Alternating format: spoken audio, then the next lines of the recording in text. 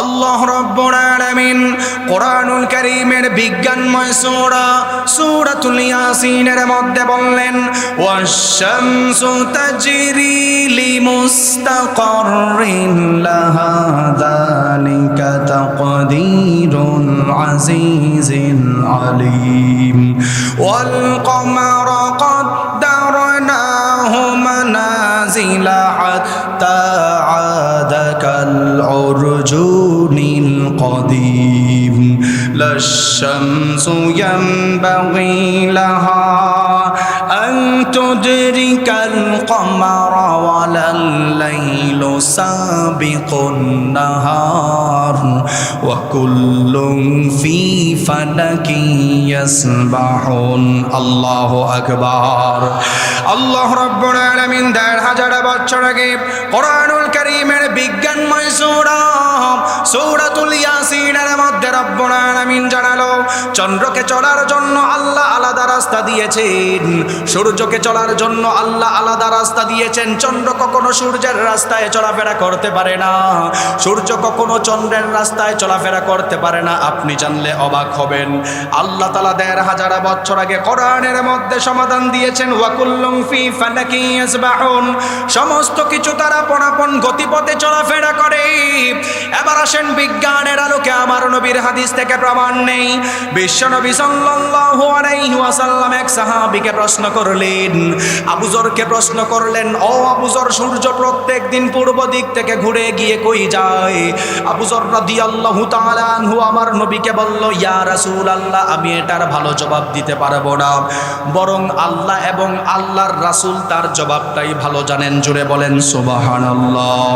আবু যর রাদিয়াল্লাহু তাআলা আনহু আমার নবীকে বলল, ইয়া রাসূলুল্লাহ, আপনি আমার চাইতে ভালো জবাব দিতে পারবেন?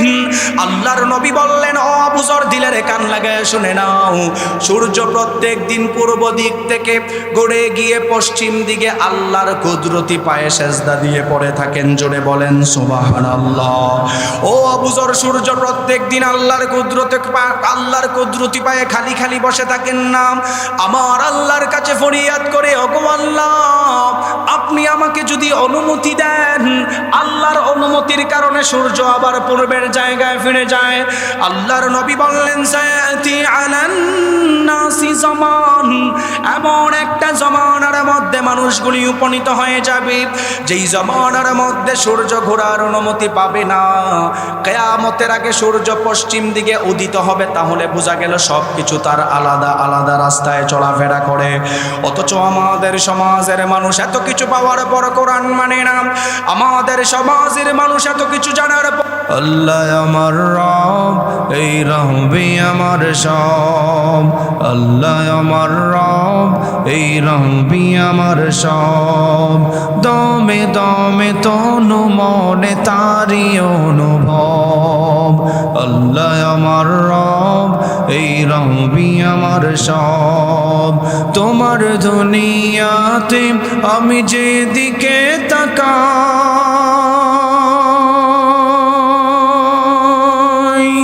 অতই নিয়ামতে ডুবে আছি সবাই। তোমার দুনিয়াতে আমি যেদিকে তাকাই, অতই নিয়ামতে ডুবে আছি সবাই।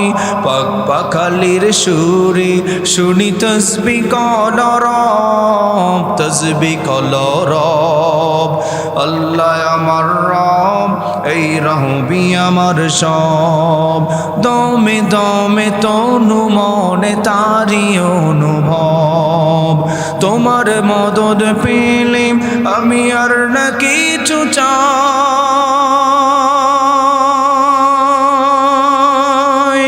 তোমার প্রেমের রণর আমি কি দিয়ে নিভাই। তোমার মদদ পেলে আমি আর না কিছু চাই, ভাই তোমার প্রেমের অনড় আমি কি দিয়ে নিভাই যার হয়েছ তুমি তার নেই যে পরাভব নেই যে পরাভব আল্লাহ আমার রব এই রবি আমার সব দমে দমে তনু মনে তারি অনুভব আল্লাহ আমার রব এই রবি আমার সব। আলহামদুলিল্লাহ কাঠগড়া মৌলানা আব্দুল লতিফ ফুরকানিয়া হাফিজিয়া মাদ্রাসা ও এতিমখানার হাফেজ ছাত্রদের দস্তারবন্দি পাগড়ি প্রদান উপলক্ষে 11তম তাফসীরুল কোরআন মাহফিলের সম্মানিত সভাপতি সাহেব জনাব ডক্টর মোহাম্মদ আব্দুস সুবহান বিভাগীয় পরিচালক অবসরপ্রাপ্ত স্বাস্থ্য বিভাগ রাজশাহী উপস্থিত আছেন আল্লাহর দিন প্রিয় কোরআন প্রিয় ইসলাম প্রিয় যুবক ভাইরা পর্দার অন্তরালের মা ও বোনেরা আল্লাহ রাব্বুল আলামিন আমাদের যাদেরকে সমস্ত ফিতনা ফাসাদ থেকে বাঁচাই করে এই তাফসীর প্রোগ্রামে বসিয়েছেন এজন্য সবাই খুশি না বেজার? আরো জোরে বলেন খুশি না বেজার? কোনো মানুষ চাইলেই নিজের শক্তিতে এইরকম তাফসীর প্রোগ্রামে বসতে পারে না। আল্লাহ তাআলা যাদেরকে ভালোবাসেন, যাদেরকে মহব্বত করেন, যাদেরকে অনুগ্রহ করেন, যাদেরকে দিয়ে দিনের কাজ করাতে চান তারাই বেশি বেশি নেক আমলের সাথে সম্পৃক্ত থাকেন, ঠিক কিনা বলেন? রাসূল সাল্লাল্লাহু আলাইহি ওয়াসাল্লাম বলেন ইন্না লিল্লাহি আহলাইনা মিনান নাস, সাহাবায়ে কেরাম নিশ্চয়ই দুনিয়াতে আল্লাহর পরিবার আছে। এক সাহাবী প্রশ্ন করেছিল মান হুম ইয়া রাসূলুল্লাহ, আল্লাহর পরিবার কারা? আসলেও দুনিয়াতে আল্লাহর পরিবার নাই, আল্লাহর ওয়াইফ নেই, আল্লাহর সন্তান নেই, আল্লাহর সঙ্গে কারোর শরীক নাই। আল্লাহর পরিবার কারা? রাসূল সাল্লাল্লাহু আলাইহি ওয়াসাল্লাম বলেন হুম আহলুল কোরআনি আহলুল্লাহি ওয়া খাসাতুহু, যারা দুনিয়ার মধ্যে কোরআনের সঙ্গে খাস তারা সবাই আল্লাহর পরিবার। সুবহানাল্লাহ পড়েন। এই হাদিস থেকে বোঝা গেল ফিতনার সময় বাজারে ঘোরাফেরা না করে এই মুহূর্তে যারা এই প্যান্ডেলের ভিতরে আছেন, মা বোনরা যারা আছেন, এই মুহূর্তে আমরা সবাই আল্লাহর পরিবারে পরিগণিত হয়ে গিয়েছি। আল্লাহর পরিবারে পরিগণিত হতে পেরে কে কে আমরা খুশি হয়েছি দুইটা হাত তুলে আল্লাহকে দেখায় দেন। নারে তাকবীর, নারে তাকবীর। আল্লাহ আমাদের সবাইকে কবুল করুন, আমিন। আমি আপনাদের সামনে কোরআনুল কারীমের ৬,২৩৬টা আয়াত থেকে একটি আয়াত তেলাওয়াত করেছি। রাসূল সাল্লাল্লাহু আলাইহি ওয়াসাল্লামের হাদিস মোবারক থেকে হাদিস পাঠ করেছি। আয়াত এবং হাদিসকে সামনে রেখেই through the lens of Sunnah and modern science তাফসিরে ইলমি এজাজে ইলমির আলোকে কিছু কথা বলে বিদায় নিব ইনশাআল্লাহ। যেহেতু এটা মাদ্রাসার প্রোগ্রাম সেদিকে লক্ষ্য করেই মাদ্রাসা শিক্ষার উপরে কিছু কথাবার্তা হবে। বসবেন তো সবাই শেষ পর্যন্ত? হ্যাঁ না চলে যাবেন? শোনেন, আল্লাহ তাআলা মানুষদের হেদায়েতের জন্য একটি কিতাব নাজিল করেছেন। সেই কিতাবের নাম কি? আরো জোরে বলেন। তাফসিরে ইলমির আলোকে কোরআনের ব্যাখ্যা, তাফসিরে ইলমির আলোকে কোরআন সবচাইতে দামি হওয়ার, তাফসিরে ইলমির আলোকে মাদ্রাসা শিক্ষার গুরুত্ব নিয়ে কিছু কথা হবে। শেষ পর্যন্ত বসবেন তো ইনশাআল্লাহ? বিশ্ববিদ্যালয়ে থাকা অবস্থায় কোরআনিক সায়েন্স ডিপার্টমেন্টে অনার্স মাস্টার্স করার সময় আমি থিসিস করেছি আল খালিক ওয়া ইলমুল কাউনিয়াত, স্রষ্টা ও সৃষ্টি তথ্যের উপরে। আপনাদের বাংলাদেশের বর্তমান ধর্মীয় উপদেষ্টা ডক্টর আফম খালেদ হোসাইন হাফিজাহুল্লাহ, ওনার কাছে আমরা পড়াশোনা করেছি। তো তাফসিরে ইলমির আলোকে কিছু কথা হবে। তাফসিরে ইলমি কাকে বলা হয় এটা আগে আমাদের শিখতে হবে। আমার আলোচনা গতানুগতিক বক্তাদের মতো ওয়াজ নয়, একাডেমিক কিছু কথা হবে। একাডেমিক কথা বুঝতে গেলে প্রথম আমার সংক্ষেপে কিছু ভূমিকা আপনাদের বুঝতে হবে। তাফসিরে ইলমি বলা হয় বিজ্ঞানের বিশুদ্ধ দর্শনের আলোকে কোরআনের ব্যাখ্যা করা। বিজ্ঞানের বিশুদ্ধ দর্শনের আলোকে কোরআনের ব্যাখ্যা করাকে তাফসিরে ইলমি বলে। বিজ্ঞানের বিশুদ্ধ দর্শনের আলোকে কোরআনের ব্যাখ্যা করতে গিয়ে যদি দুনিয়াতে কোনো নতুন অলৌকিকতা প্রকাশ পায় তাহলে সেটাকে এজাজে ইলমি বলে। সুবহানাল্লাহ বলেন। আল্লাহ তাআলা মানুষদেরকে হেদায়েত করার জন্য মানুষদের হেদায়েতের গাইডলাইন হিসেবে একটি কিতাব নাজিল করেছেন। দুনিয়ার মানুষ চলাফেরা করার জন্য টেকনোলজির জমানায় উন্নত হওয়ার পিছনে কোন সমস্যা? হ্যাঁ দেখেন তো কি সমস্যা? এটা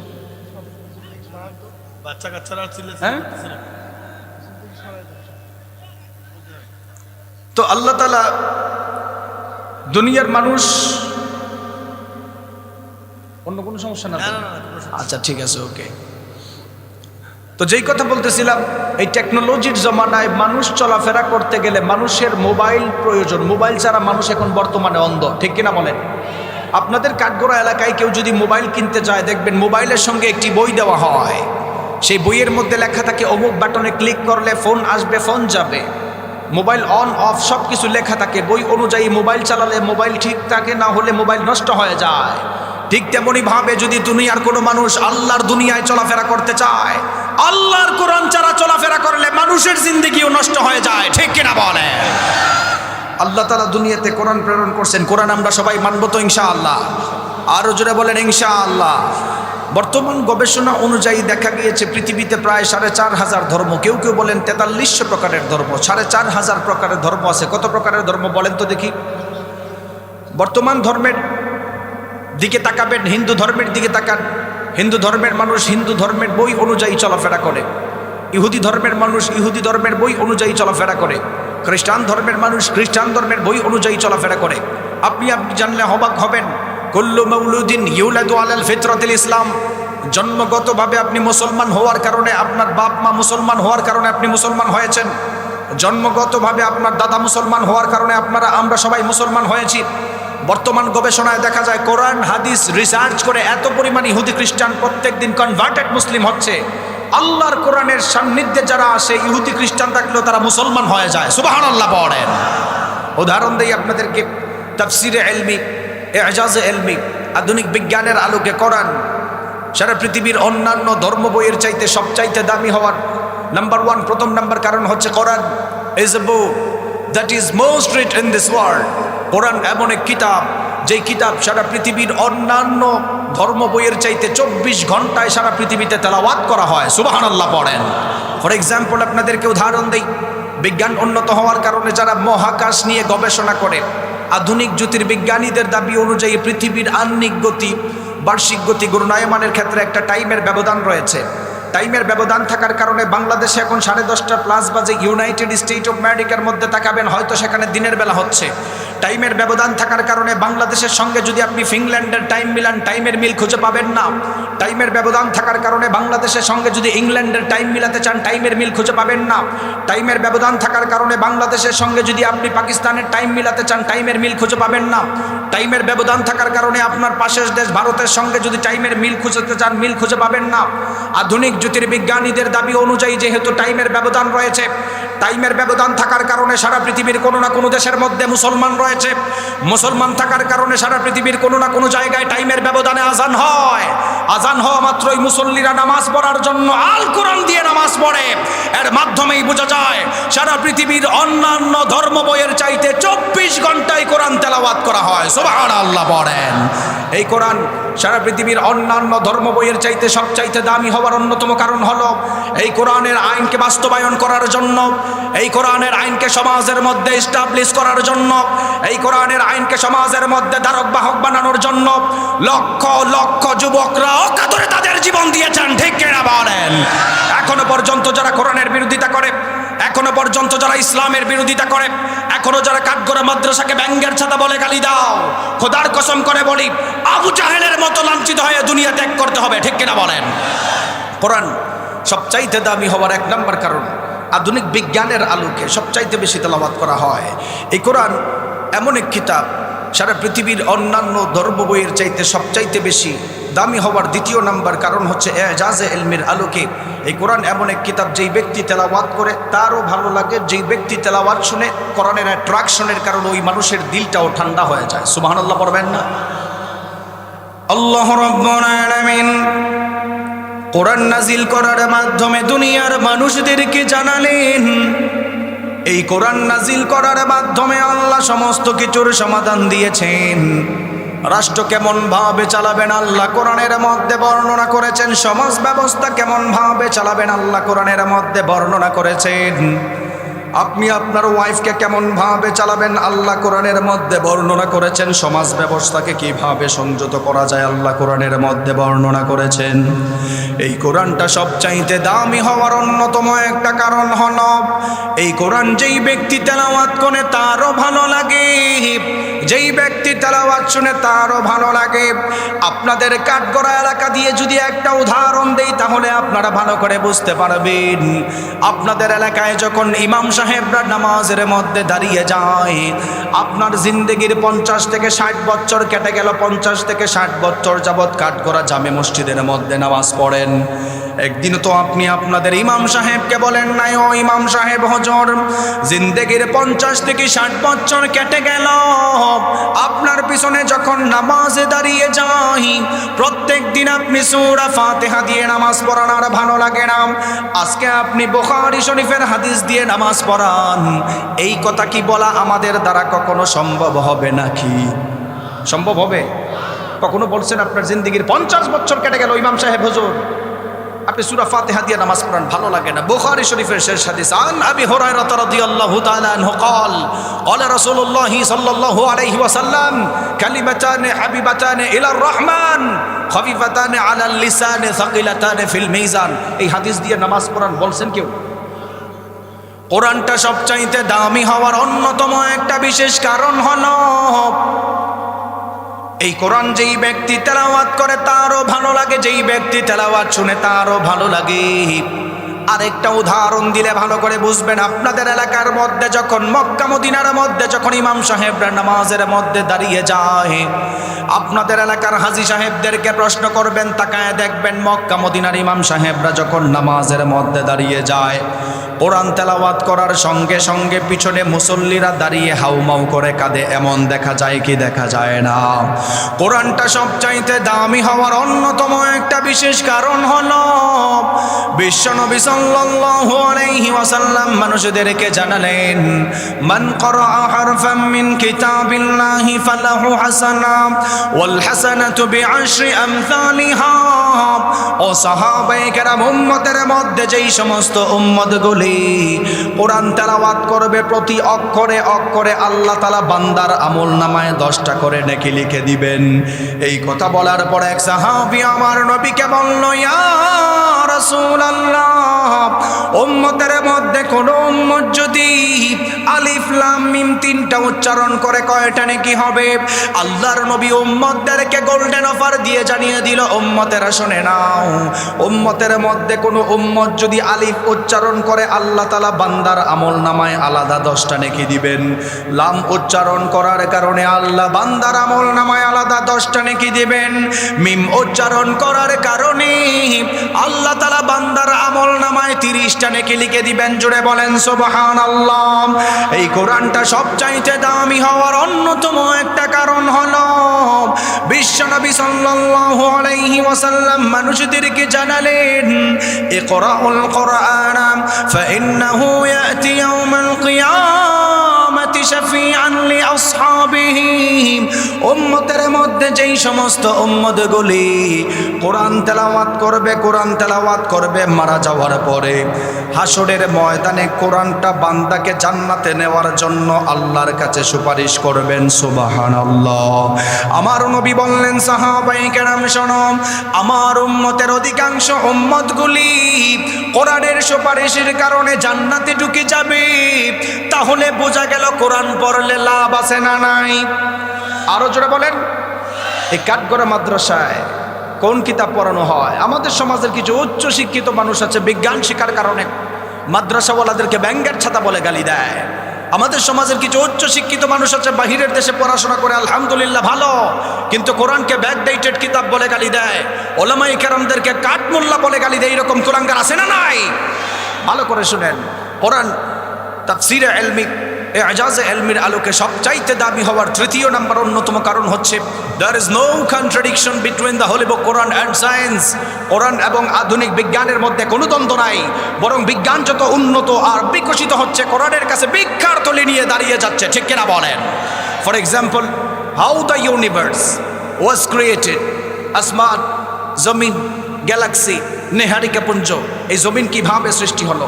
আমাদের বিজ্ঞান উন্নত হওয়ার কারণে আমাদের যুবক ভাইরা যারা সায়েন্স নিয়ে পড়াশোনা করেছেন, আমিও বিজ্ঞানের ছাত্র, সায়েন্সের ছাত্র, বিজ্ঞান উন্নত হওয়ার কারণে আপনি স্টিফেন হকিং এর বিগ ব্যাং থিওরির আলোকে পৃথিবী সৃষ্টির ইতিহাস জেনেছেন।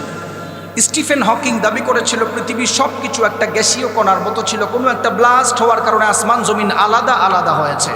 কাঠগড়া মাদ্রাসাকে তুমি ব্যাংকের ছাতা বলে গালি দাও, আপনি জানলে অবাক হবেন এই কাঠগড়া মাদ্রাসায় যেই কিতাব পড়া হয় আল্লাহ রাব্বুল আলামিন ১৫০০ বছর আগে পৃথিবী সৃষ্টির ইতিহাস তথা বিগ ব্যাং থিওরির কথাও তুলে ধরেছেন। আল্লাহু আকবার পড়েন।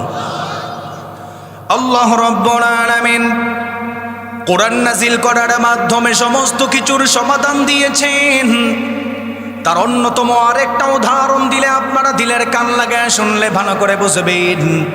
বিজ্ঞান উন্নত হওয়ার কারণে যারা মাদ্রাসা শিক্ষাকে ব্যাংকের ছাতা বলে গালি দাও, বিজ্ঞান উন্নত হওয়ার কারণে যারা ওলামায়ে কেরামদেরকে কাঠমোল্লা বলে গালি দাও, বিজ্ঞান শিকার কারণে যারা কাঠগড়া মাওলানা আব্দুল লতিফ ফরকানিয়া হাফিজিয়া মাদ্রাসাকে ব্যাংকের ছাতা বলে গালি দিয়েছিলে, ভালো করে শোনো।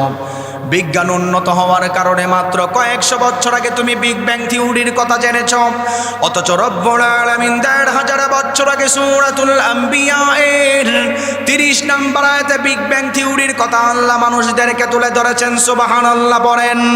আল্লাহ রব্বুল আলামিন সূরাতুল আম্বিয়া এর মধ্যে মানুষদেরকে জানানো, আওয়ালাম ইয়ারাল্লাযীনা কাফারু আন্নাস সামাওয়াতি ওয়াল الأرض كانتا رتقا ففتقناهما। আল্লাহ রাব্বুল আলামিন এই আয়াতের মধ্যে দুনিয়ার মানুষদেরকে জানিয়ে দিল, কাফির মুশরিকরা কি একবার চিন্তা করে দেখে না, তাকায় দেখে না আসমান জমিন একত্রিত ছিল, কানাতা রাতকান ফাফাতাকনাহুমা, একত্রিত ছিল আল্লাহর অর্ডারের কারণে সবকিছু আলাদা আলাদা হয়েছে। আপনি জানলে অবাক হবেন, বিজ্ঞান এটাকেই বিগ ব্যাং থিওরি বলেছেন। আরেকটা উদাহরণ দিলে ভালো করে বুঝবেন রব্বুল আলামিন আরো কত সুন্দর করে মানুষদেরকে বুঝিয়েছেন। কোরআনুল কারীমের সূরাতুল হামিম আস-সাজদায়ের 11 নম্বর আয়াতে রব্বুল আলামিন দুনিয়ার মানুষদেরকে ক্লিয়ার করে জানিয়ে দিল, সুম্মাস্তাওয়া ইলাস সামাই ওয়া হিয়া দুখানুন ফাকালা লাহা ওয়ালিল আরদি ইতিয়া طوعا أو كرها قالتا أتينا طائعين। আল্লাহ তাআলা এই আয়াতের মধ্যে আরো সুন্দর করে জানালো, আসমান জমিন যখন একত্রিত ছিল আমি আল্লাহর অর্ডারের কারণে ইচ্ছায় অনিচ্ছায় সবকিছু আলাদা হয়েছে। আপনি জানলে অবাক হবেন, আল্লাহর ইচ্ছাটাই সবচাইতে বড়, আল্লাহর ইচ্ছাটাই সবচাইতে বড়। বিগ ব্যাং থিওরি বলেছেন ব্লাস্ট হওয়ার কারণে সব আলাদা হয়েছেন, সমস্ত কিছু একত্রিত ছিল। আধুনিক তাফসীর খুলে দেখেন, ইমাম ফখরুদ্দিন রাজি রহমতুল্লাহি আলাইহি মানুষদেরকে বললেন, ইমাম ফখরুদ্দিন রাজি রহমতুল্লাহি আলাইহি বলেন, কানা শাইআন ওয়াহিদাম মিন গাস, আসমান জমিন আসলেই গ্যাসীয় কণার মতো ছিল, আল্লাহর অর্ডারের কারণে সবকিছু আলাদা আলাদা হয়েছেন। সুবহানাল্লাহ বলেন। এই আয়াত রিসার্চ করে বড় বড় ইহুদি খ্রিস্টান মুসলমান হয়েছে। আল্লাহু আকবার পড়বেন না? কোরআনকে আপনি ব্যাকডেটেড কিতাব বলেন, কোরআনকে আপনি ব্যাকডেটেড বলেন, পুরাতন বলেন, ওলামায়ে কেরামদেরকে গালি দেন। ভালো করে শোনেন, এই পর্যন্ত যারা ওলামায়ে কেরামদেরকে গালি দিয়েছে, নবীওয়ালাদেরকে গালি দিয়েছে, এরা লাঞ্ছিত হয়েছে, ঠিক কিনা বলেন? কেন বললাম there is no contradiction between the holy book Quran and science? আধুনিক বিজ্ঞানের সঙ্গে কোনো দ্বন্দ্ব নাই, বরং বিজ্ঞান উন্নত হয় কোরআনের কাছে, বিজ্ঞার তলি নেই। আরেকটা উদাহরণ দিই, শোনেন। আমার সাথে সবাই একটু কষ্ট করে দুইটা হাত তোলেন, দুইটা হাত তোলেন, একটু নাড়া দেন। নারায়ে তাকবীর, নারায়ে তাকবীর। কাঠগড়া মাদ্রাসায় কেন আপনার সন্তানকে পড়াবেন? আপনাদের এলাকার অধিকাংশ মানুষের সাথে আসার পরে আমার পরিচিত হয়েছে, সব শিক্ষিত পার্সনদেরকে নিয়ে বসছি। আলহামদুলিল্লাহ, আপনাদের এলাকায় জ্ঞানী মানুষ আছে। কাঠগড়া মাদ্রাসায় কেন আপনার ভাই, আপনার বোন, আপনার সন্তানকে পড়াবেন? ভালো করে শোনেন। বিজ্ঞান উন্নত হওয়ার কারণে 1856 সালে মানুষরা জেনেছেন মানুষদের হাতের মধ্যে ফিঙ্গারপ্রিন্ট, হাতের ছাপ আছে। ইংলিশে যেটাকে ফিঙ্গারপ্রিন্ট বলা হয়, বাংলাতে সেটাকে হাতের ছাপ বলা হয়, আরবিতে সেটাকে বাসমাহ বলা হয়। আমাদের ভাষা নয়, হুজুরদের ভাষা নয়। 1856 সালের আগে দুনিয়ার মানুষ ফিঙ্গারপ্রিন্টের তথ্য জানতো না। এটা আমার দাবি না, বিজ্ঞানের দাবি। এই কাঠগড়া মাদ্রাসার হুজুরদের 56 সালের আগে দুনিয়ার মানুষ ফিঙ্গারপ্রিন্টের তথ্য জানতো না। আপনাদের কাঠগড়া এলাকায় যদি কেউ জায়গা জমি ক্রয় করে, হাতের ছাপের দরকার আছে না নাই? আরো জোরে বলেন। ওয়াজ না বুঝলে আমাকে বলবেন, আমার তো বোঝানোর দায়িত্ব। হাতের ছাপের দরকার আছে না নাই? ফিঙ্গারপ্রিন্টের দরকার আছে না নাই? এই যে দেখেন বাংলাদেশের মধ্যে আসছেন বিএনপির চেয়ারপারসন, ভারপ্রাপ্ত চেয়ারপারসন তারেক রহমান সাহেব, বায়োমেট্রিকভাবে উনি আইডি কার্ড করছেন, হাতের ছাপ লাগছে না? হ্যাঁ, ওনার একটা বক্তব্য খুব সুন্দর লাগছে আমার কাছে। উনি বলছেন নবীর আদর্শে রাষ্ট্র যারাই আসে তারা চালানোর চেষ্টা করবেন, আলহামদুলিল্লাহ বলেন। কিন্তু একটা জিনিস আজকের প্রোগ্রাম থেকে আমাদের একটাই দাবি, তারেক রহমান ভিআইপি পারসন সাহেব, তারেক রহমানের মতো ব্যক্তির আইডি কার্ড আপনি একদিনে বাংলাদেশের যারা দায়িত্বে আছেন একদিনে বের করে দিয়েছেন। আরে আমি হুজুর আরো কত আলেম, এই যে ওনাকে জিজ্ঞেস করেন একটা আইডি কার্ড বের করতে আমাদের 24 ঘন্টা নয় 12 ঘন্টা শেষ, এরকম 24 ঘন্টা 48 ঘন্টা 72 ঘন্টা সাহেব 72 মাস চলে যায় আমাদের আইডি কার্ড খুঁজে পাই না, ঠিক কিনা বলেন? হ্যাঁ, ভিআইপি পারসনের যেই রকম আইন বাংলাদেশের সাধারণ মানুষদের এই সুযোগ পাওয়ার দরকার আছে না নাই?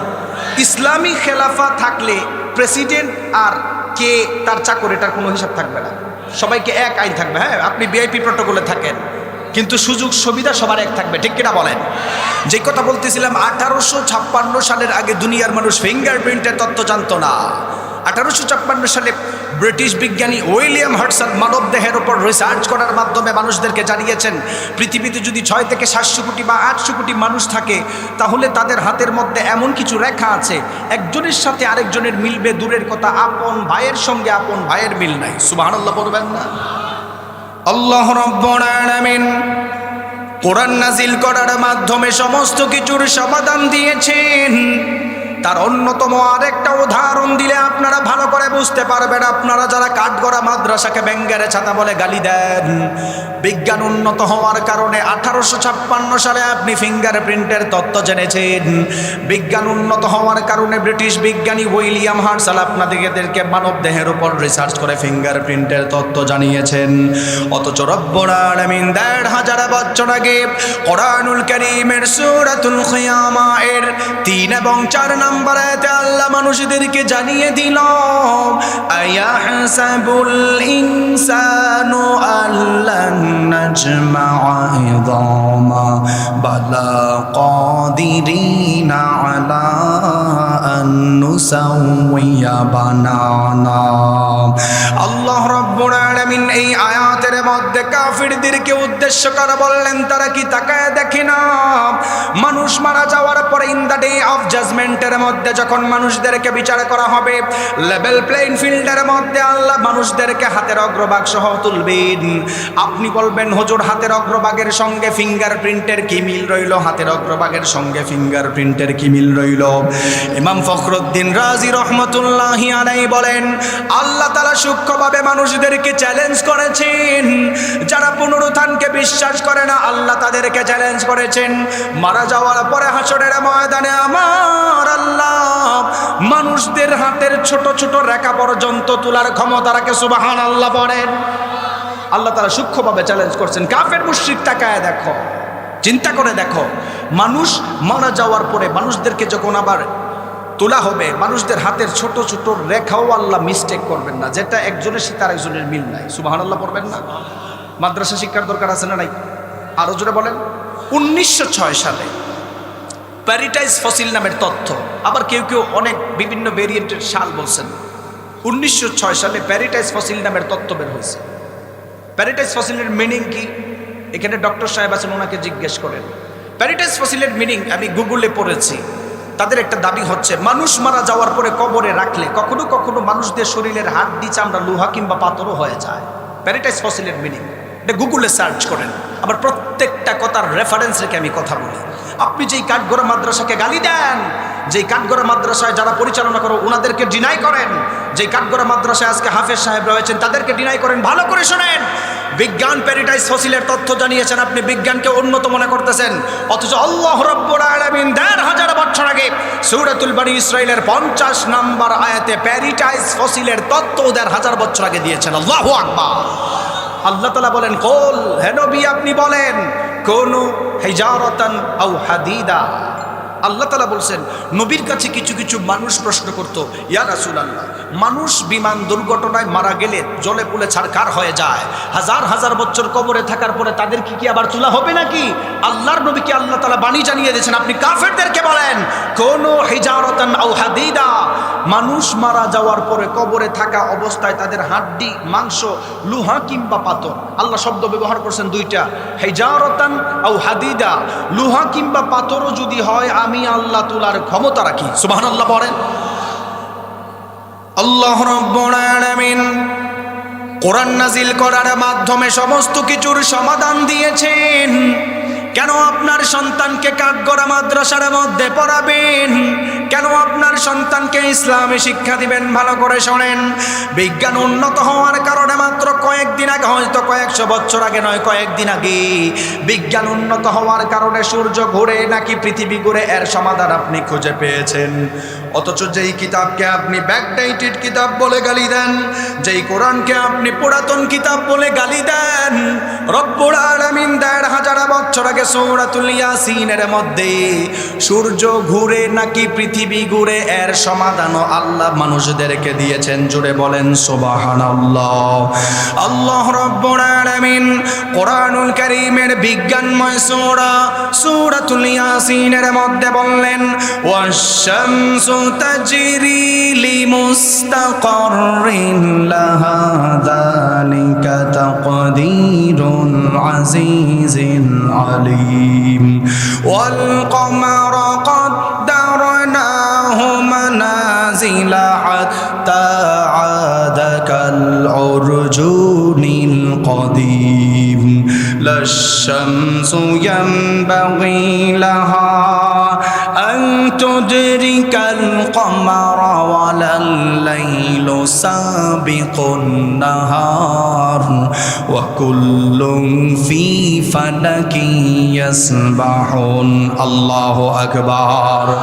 আল্লাহ রাব্বুল আলামিন ১৫০০ বছর আগে কোরআনুল কারীমের বিজ্ঞানময় সূরাতুল ইয়াসিনের মধ্যে রব্বুল আলামিন জানালো, চন্দ্রকে চলার জন্য আল্লাহ আলাদা রাস্তা দিয়েছেন, সূর্যকে চলার জন্য আল্লাহ আলাদা রাস্তা দিয়েছেন। চন্দ্র কখনো সূর্যের রাস্তায় চলাফেরা করতে পারে না, সূর্য কখনো চন্দ্রের রাস্তায় চলাফেরা করতে পারে না। আপনি জানলে অবাক হবেন, আল্লাহ তাআলা ১৫০০ বছর আগে কোরআনের মধ্যে সমাধান দিয়েছেন, ওয়াকুল্লুম ফি ফালাকি ইয়াসবাহুন, সমস্ত কিছু তারা আপন গতিপথে চলাফেরা করে। এবার আসেন বিজ্ঞানের আলোকে আমার নবীর হাদিস থেকে প্রমাণ নেই। বিশ্বনবী সাল্লাল্লাহু আলাইহি ওয়াসাল্লাম এক সাহাবীকে প্রশ্ন করলেন, আবু যরকে প্রশ্ন করলেন, ও আবু যর, সূর্য প্রত্যেক দিন পূর্ব দিক থেকে ঘুরে গিয়ে কই যায়? আবু যর রাদিয়াল্লাহু তাআলা আনহু আমার নবীকে বলল, ইয়া রাসূলুল্লাহ, আমি এটার ভালো জবাব দিতে পারবো না, বরং আল্লাহ এবং আল্লাহর রাসূল তার জবাবটাই ভালো জানেন। জুড়ে বলেন সুবহানাল্লাহ। আবু যর রাদিয়াল্লাহু তাআলা আনহু আমার নবীকে বলল, ইয়া রাসূলুল্লাহ, আপনি আমার চাইতে ভালো জবাব দিতে পারবেন? আল্লাহর নবী বললেন, ও আবু যর, দিলের কান লাগায় শুনে নাও, সূর্য প্রত্যেক দিন পূর্ব দিক থেকে ঘুরে গিয়ে পশ্চিম দিকে আল্লাহর কুদরতি পায়ে সেজদা দিয়ে পড়ে থাকেন। জোরে বলেন সুবহানাল্লাহ। ও আবু যর, সূর্য প্রত্যেক দিন আল্লাহর কুদরতি পায়ে খালি খালি বসে থাকেন না, আমার আল্লাহর কাছে ফরিয়াদ করে, ওগো আল্লাহ, আপনি আমাকে যদি অনুমতি দেন, আল্লাহর অনুমতির কারণে সূর্য আবার পূর্বের জায়গায় ফিরে যায়। আল্লাহর নবী বললেন, সায়াতি আলান নাসি জামান, এমন একটা জামানার মধ্যে মানুষগুলি উপনীত হয়ে যাবে যেই জামানার মধ্যে সূর্য ঘোরার অনুমতি পাবে না। কিয়ামতের আগে সূর্য পশ্চিম দিকে উদিত হবে, তাহলে বোঝা গেল সব কিছু তার আলাদা আলাদা রাস্তায় চলাফেরা করে। অথচ আমাদের সমাজের মানুষ এত কিছু পাওয়ার পর কোরআন মানে না, আমাদের সমাজের মানুষ এত কিছু জানার পর নবী রাসূলদের কি মানে নাই, ওলামায়ে কেরামদেরকে কাঠ মোল্লা বলে গালি দেয়। এইরকম মানুষ আছে না নাই? আরো জোরে বলেন। আচ্ছা, কিছু কিছু মানুষ আছে, আপনি পড়াশোনা করেন ভালো কথা, আমাদের সমাজের বড় একটা দোষ, এটা নিজের উপরে পড়ে। এই উপমহাদেশের ওলামায়ে কেরামরা ধ্বংস হওয়ার পিছনে মূল কারণ কি জানেন? তারা বিজ্ঞান চর্চা ছেড়ে দিছে। তারা বিজ্ঞান চর্চা ছেড়ে দেওয়ার কারণে উপমহাদেশের ওলামায়ে কেরামরা ধ্বংসের পথে। আমাদের ওলামায়ে কেরামরা বিজ্ঞান চর্চা করেছেন। আব্বাস বিন ফেরনাসের ইতিহাস পড়েন, এগুলো বলার তো সময় না। জাবির ইবনে হাইয়ানের ইতিহাস পড়েন, আবুল কাসিম আল জাহরাবি রহমতুল্লাহি আলাইহির ইতিহাস পড়েন। আবুল কাসিম আল জাহরাবি রহমতুল্লাহি আলাইহি এমন একজন ব্যক্তি ছিলেন যাকে মুহাদ্দিসুদ দাহার ওয়ান নাহার ওয়াল বাহার। আবুল কাসেম আল জাহরাবি রহমতুল্লাহি আলাইকে বলা হতো, উনি ওই সময় চিকিৎসা বিজ্ঞানের উপর 30 খণ্ড বই লিখছেন। সুবহানাল্লাহ পড়বেন না? দাঁতের ট্রিটমেন্টের উপরে 250 যন্ত্র ওই জমানায় উনি বানিয়েছেন। কিন্তু দুঃখজনক বিষয়, আমাদের সমাজের মানুষ নিজের ঐতিহ্য, মুসলিম সিভিলাইজেশন, তার পিছনের ইতিহাস ভালো করে জানে না। আপনাদের এলাকায় আজান দিলে নামাজে যান কি যান না? আরো জোরে বলেন। মাদ্রাসায় কোন কিতাব পড়া হয়? ভালো করে শোনেন। আপনার সন্তানকে এখানে এমন কিছু জিনিস শিক্ষা দেয়, ইহুদি খ্রিস্টানরা এগুলো নিয়ে এত পরিমাণ রিসার্চ করে, আপনি তো কোরআন পাওয়ার পরে কোরআন রিসার্চ করেন না। জাস্ট একটা হাদিসের উপর প্রায় 150 বছর গবেষণা হয়েছিল। 150 বছর কোনো মুসলমান করেন নাই, করছেন ইহুদি খ্রিস্টানরা। উপমহাদেশ 190 বছর ইংরেজরা রাজত্ব করেছেন। একটু সবাই আমার সাথে বলেন, কত বছর? আমার কথা বুঝতেছেন না আপনারা? 190 বছর উপমহাদেশ ইংরেজরা রাজত্ব করেছেন। 100 বছর ইস্ট ইন্ডিয়া কোম্পানির নামে ইংরেজরা রাজত্ব করেছেন। বাকি 90 বছর সরাসরি ইংরেজদের আগ্রাসন ছিল। ইংরেজরা উপমহাদেশে আসার আগে বাংলাদেশ সহ সাবকন্টিনেন্টাল দেশ সারা পৃথিবীর মধ্যে 7 নাম্বার ধনী ছিল। কত নাম্বার? আপনি আমি 7 নাম্বার ধনী ছিলাম। ইংরেজরা যখন এই উপমহাদেশ থেকে চলে যায়, আমাদেরকে চুষে চলে যায়, আমাদের বর্তমান যেই দেশ অবস্থা, আমরা গরিবদের লিস্টেও নাই। তাহলে বোঝা গেল ইংরেজরা আমাদের এখানে আসার আগে আমরা ধনী ছিলাম। তারা মুসলিম সম্রাটদের টাকা এত পরিমাণ চুরি করছেন, কেউ কেউ দাবি করেন বর্তমান বাজার রেট অনুযায়ী 47 ট্রিলিয়ন ডলার ইংরেজরা চুরি করে নিছেন। আমরা কি কারণে গরিব? ভালো করে শোনেন। বিশ্ববিদ্যালয়ে থাকা অবস্থায় আল কোরআন ওয়াল মুস্তাশরিকুন কিতাবের উপর যখন আমরা গবেষণা চালাই, মুস্তাশরিকুন কাকে বলে ভালো করে শোনেন। সমাজের কিছু কিছু মানুষ আছে, কোট টাই পরার পরে তারা মাদ্রাসা শিক্ষাকে পুরাতন শিক্ষা ব্যবস্থা বলে। আছে না? না এরকম সমাজের মধ্যে কিছু কিছু মানুষ আছে, ভালো পড়াশোনা করছে আলহামদুলিল্লাহ, কিন্তু নবীর হাদিসকে ইসলামের সেকেন্ডারি দলিল মানতে চায় না। এরকম কুলাঙ্গার আছে না নাই? আল কোরআন ওয়াল মুস্তাশরিকুন পড়ার সময়, গবেষণা করার সময় আরবিতে যেটাকে মুস্তাশরিকিন বলে, ইংলিশে সেটাকে ওরিয়েন্টালিস্ট বলে, বাংলাতে সেটাকে প্রাচ্যবাদ বলে। আমাদের সমাজের কিছু কিছু মানুষ আছে ওরিয়েন্টালিস্টদের ভক্ত, ওয়েস্টার্ন ইসলামিক স্কলার। ভালো কথা, উপমহাদেশের উপর তারা গবেষণা চালাইছেন। 1802 সাল, 1903 সাল, এগুলো লিখে রাখেন, নোট করেন, গুগলে সার্চ করেন। তারা গবেষণা চালায় দেখছেন এই উপমহাদেশ ধনী হওয়ার পিছনে বা আমাদের মোটামুটি ভালো হওয়ার পিছনে আমাদের ভিতরে ইসলামী মূল্যবোধটা ভালো ছিল। সুবহানাল্লাহ পড়বেন না? ইংরেজরা চিন্তা করছেন আমরা যেহেতু চলে যাচ্ছি, তাহলে এই উপমহাদেশের ইসলামের মধ্যে কয়েকটা দল বানাইতে হয়ে যায়। দলাদলি আছে না নাই? ইসলামের মধ্যে ফাটল আছে না নাই? ইসলাম নিয়ে অপব্যাখ্যা আছে না নাই? 1802 সাল, 1903 সালে বই লিখেছেন জোসেফ সাইট, গোল্ডজিহার। বই লিখেছেন origin of Muhammadan jurisprudence, aspect of Islamic civilization, mister Arberry Nicholson. ওনারা বই লিখেছেন an introduction to Islamic law, Muhammadan law বই লিখেছেন। তারা বই লিখতে গিয়ে ইহুদি ব্যক্তি বলেন, আমার নবীর মতো ইনসাফওয়ালা নবী দুনিয়াতে আর আসবে না। সুবহানাল্লাহ। ইহুদি ব্যক্তির বই পড়ার পরে আপনি সুবহানাল্লাহ পড়বেন। যারা বাইরের দেশে পড়াশোনা করছেন ওনারা হয়তো এই সিরিজগুলো পড়তে পারে। গোল্ডজিহার, জোসেফ শেক্টার সিরিজ, বিশেষ করে অক্সফোর্ড ইউনিভার্সিটির লাইব্রেরির মধ্যে হয়তো এই সিরিজ পাওয়া যায়। টরন্টো ইউনিভার্সিটির লাইব্রেরির মধ্যে হয়তো এই বই সিরিজগুলো পাওয়া যায়। বোস্টন ইউনিভার্সিটির লাইব্রেরির মধ্যে এই সিরিজগুলো পাওয়া যায়। বই লিখছেন আমার নবীর মতো নবী নাই। একজন ইহুদি ব্যক্তি, আপনি যে বোকা মুসলমান, আপনাকে বোকা বানানোর জন্য সর্বপ্রথম বলছে আমার নবীর মতো নবী নাই। আপনি তো সুবহানাল্লাহ পরে পুরো প্যান্ডেল উড়াই দিবেন। এই কুলাঙ্গারের বাচ্চা মধ্যখানে গিয়ে লিখছেন নবী যেটাকে কোরআন দাবি করে এটা আসলে আল্লাহ প্রদত্ত কোনো কালাম নয়, নিজেকে জাহির করার জন্য বানায় বানায় এগুলা পড়ছে। নাউজুবিল্লাহ পড়বেন না? যে কারণে কিছু মানুষ উল্টাপাল্টা লেখকের বই পড়ার কারণে কোরআন বিরোধী হয়। আবার তারা বই লিখছেন আমাদের সমাজের মানুষ আমরা চাই কি চাই না কোরআন সংসদে যাক। আরো জোরে বলেন, কোরআন পার্লামেন্টে যাক। আমরা কে কে চাই? দুইটা হাত তোলেন। নারে তাকবীর, নারে তাকবীর। কোরআন পার্লামেন্টে যাক। কিছু কিছু মানুষ আছে কোরআন পার্লামেন্টে যাক এটা চায় না। আছে না? না এরকম যারা সেকুলার মাইন্ডের রাজনীতিবিদ, আমি এখানে রাজনীতির কথা বলতে আসি নাই, শিক্ষণীয় বিষয় শুনেন। সেকুলার মাইন্ডের রাজনীতিবিদ তারা কখনো চায় না কোরআন পার্লামেন্টে যাক। তাদের একটা দর্শন আছে, ইসলামী খেলাফতের দর্শন আলাদা, সেকুলারের দর্শন আলাদা, গণতন্ত্রের দর্শন আলাদা। কিছু কিছু মানুষ আছে ওলামায়ে কেরাম বা ইসলামী মূল্যবোধ যারা জানে, ভালো ইসলাম জানে, এরা পার্লামেন্টে যাক চায় না। এদেরকে জঙ্গিবাদ বলে গালি দেয়। আছে না নাই? কোথা থেকে আসছে শুনেন। আমাদের সমাজের মানুষের কনসেপ্ট কত খারাপ হয়েছে, চিন্তাধারা কত খারাপ হয়েছে। আমরা চিন্তা করি হুজুর আপনি কাঠগড়া মসজিদের মধ্যে জুমা পড়াবেন, আমরা প্রতি সপ্তাহে আসব, আসার পরে পানি নিয়ে আসবো, ফু দিবেন আর 200-100 করে দিলাম, আপনার কাজ মসজিদেই থাকলো। এরকম চিন্তাধারা আছে না নাই? কোথা থেকে আসছে শুনেন। বই লিখছেন ইহুদি, an introduction to Islamic law, Muhammadan law, রাসূল সাল্লাল্লাহু আলাইহি ওয়াসাল্লামের আইন শাস্ত্র রাজনীতির উপরে তারা বই লিখছেন। বই লিখতে গিয়ে বলেন নবী সাল্লাল্লাহু আলাইহি ওয়াসাল্লাম যেই কিতাব দিয়ে সমাজের মধ্যে ইনসাফ কায়েম করবেন, এটা যদি বাস্তবিত সমাজে প্রয়োগ করা হয় তাহলে কোনো মানুষ সত্যিকারের ইনসাফ খুঁজে পাবে না। নাউজুবিল্লাহ পড়বেন না। অথচ আমার নবী রাষ্ট্রনায়ক হিসাবে সেরা রাষ্ট্রনায়ক ছিলেন, ঠিক কিনা বলেন? খোদার কসম করে বলি, আল্লাহর নবীর আদর্শ জানার পরেও কোনো মুসলমান যদি আল্লাহর নবীর আদর্শ বাদ দিয়ে রাজনীতি করে জান্নাত কপালে জুটবে না, ঠিক কিনা বলেন? মুসলমান হিসাবে আপনার দরকার কি? কোরআনের রাজনীতি করা। আপনি বলবেন হুজুর কোরআনের রাজনীতি নাই, আসেন বুখারীর হাদিস থেকে প্রমাণ দেই বিশ্বনবী কেমন রাজনীতিবিদ ছিলেন, কেমন রাষ্ট্রনায়ক ছিলেন।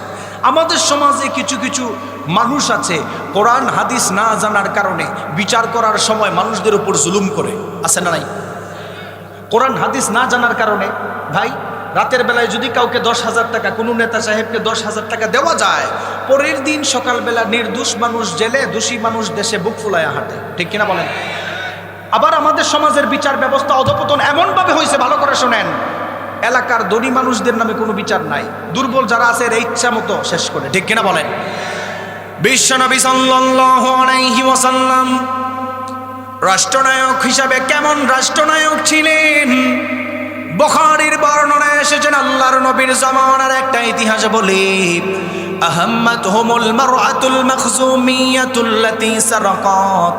আল্লাহর নবীর জামানায় উচ্চ ফ্যামিলির মহিলা চুরি করেছিল, এলাকার মানুষ দ্বিধাদ্বন্দ্বে পড়ে গিয়েছে, উচ্চ ফ্যামিলির মানুষ চুরি করেছে, তার নামে যদি আমার নবীর কাছে বিচার দেওয়া হয় আমার নবী হাত কেটে দিবে। এলাকার মানুষ চিন্তায় পড়ে গেল, মাইয়ুকাল্লিমু রাসূলুল্লাহি সাল্লাল্লাহু আলাইহি ওয়াসাল্লাম, কে আল্লাহর নবীর কাছে এই ঘটনা বর্ণনা করবে? আল্লাহর নবীর কাছে কেউ এ কথা বলতে চায় না। আপনি জানলে অবাক হবেন, এলাকার মানুষ আল্লাহর নবীর একজন বিখ্যাত সাহাবীকে অনুসরণ করলেন, তার কাছে চলে গেলেন। হাদিসের মধ্যে ওই সাহাবীর সম্পর্কে আসছেন, হাদিসের মধ্যে আসছেন, ওয়া মাইয়াজতারিউ আলাইহি ইল্লা উসামা ইবনু যায়েদ হিব্বু রাসূলিল্লাহ। আল্লাহর নবী ওই জামানায় উসামা রাদিয়াল্লাহু তাআলা আনহুকে ভালোবাসতেন। এলাকার মানুষরা উসামা রাদিয়াল্লাহু তাআলা আনহুর কাছে হাজির হয়ে গেল। পরের দিন সকালবেলা বলতেছেন, উচ্চ ফ্যামিলির মহিলা চুরি করেছে, তার যদি হাত কাটা হয়, তার যদি হাত কাটা হয় তাহলে তো তার ফ্যামিলির মধ্যে দাগ লেগে যাবে, একটু নবীকে বুঝাও কিছু করা যায় কিনা। কাঠগড়া এলাকার মানুষেরা আমার সঙ্গে একটু জবাব দেন তো দেখি, আমার নবী কি কখনো ইনসাফ ছাড়া বিচার করবেন নাকি? আল্লাহর নবীর কাছে বললেন, ফাকাল্লামা রাসূলুল্লাহি সাল্লাল্লাহু আলাইহি ওয়াসাল্লাম। আল্লাহর নবীর কাছে যখন উসামা রাদিয়াল্লাহু তাআলা আনহু ঘটনা বর্ণনা করলেন, আল্লাহর নবী রাগান্বিত হয়ে বললেন, আতাশফাউ ফি হাদ্দিম মিন হুদুদিল্লাহ। ও উসামা, এলাকার মানুষ কি আল্লাহর আইনের ব্যাপারে কি আমার কাছে সুপারিশ করতে আসছে নাকি? আল্লাহর নবী বললেন, তখন কমা ফাখাতাবা, আল্লাহর নবী দাঁড়ায়া মানুষদের সামনে বক্তব্য দেওয়া শুরু করলেন।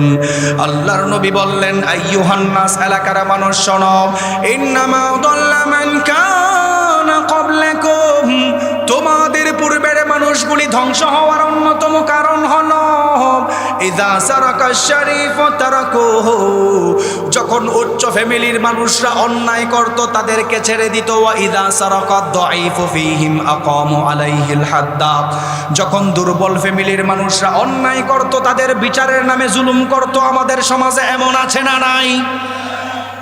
বিচারের নামে দুর্বল মানুষের উপর জুলুম করে, কিন্তু কোর্টটাই পরে বাংলাদেশের টাকা বাহিরে পাচার করছে, কোলাঙ্গারদের বিচার করার ক্ষমতা বর্তমান কারোর কাছে নাই, ঠিক কিনা বলেন? তাকায় দেখেন বাংলাদেশের হালত, উসমান হাদিকে ওপেন গুলি করে হত্যা করছে, বিচারের কোনো নাম নাই। কার্যক্রম স্লো। কেন স্লো হবে? দিনের বেলায় একটা যুবককে প্রকাশ্যে গুলি করে মেরে ফেলে চলে যায়, প্রশাসন কি করে বলেন আপনি আমাকে? এটা আমার তাদের কাছে চাওয়া। আপনারা কি করেন?